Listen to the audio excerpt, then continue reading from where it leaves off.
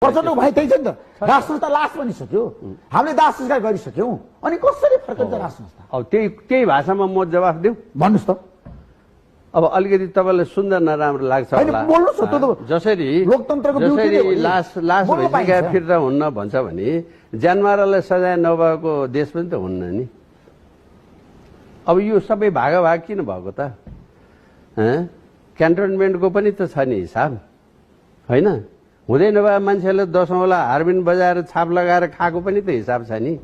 296 एउटा ब्याङ्क पनि त छ नि। मान्छेको ठाडो बाली लुटिया पनि त छ नि। क्लासमा पढाइराखे शिक्षकले लगेर छिमेकी रुखमा बाँधेर नुनचोक छर्क्या पनि त छ नि। तपाईँ जस्तै पत्रकारलाई जिउ सिङ्गै पुरेर टाउकोमा भकुन्डो खेल्या पनि त छ नि। अच्छा, त्यो फ्री पाइन्छ? त्यस्तो गर्नु पाइन्छ? त्यो वार हो, त्यो लडाइँ हो, त्यो लडाइँ हो।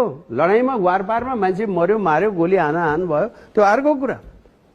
तपाईँ अहिले तपाईँ लिइरहनु भएको छ, तपाईँलाई त्यस्तै चाहिँ शासक पर्यो भने लगेर तपाईँलाई जमिनमा गाडेर टाउको मात्रै राखेर ऋषि धमलाको टाउकोमा फुटबल खेल्यो भने के हुन्छ? त्यो खेल्यो भने के हुन्छ भनेर मैले जो प्रश्न गरिरहेको छु त्यो यो चाहिँ नि जिउँदो उदाहरण भएको देश हो।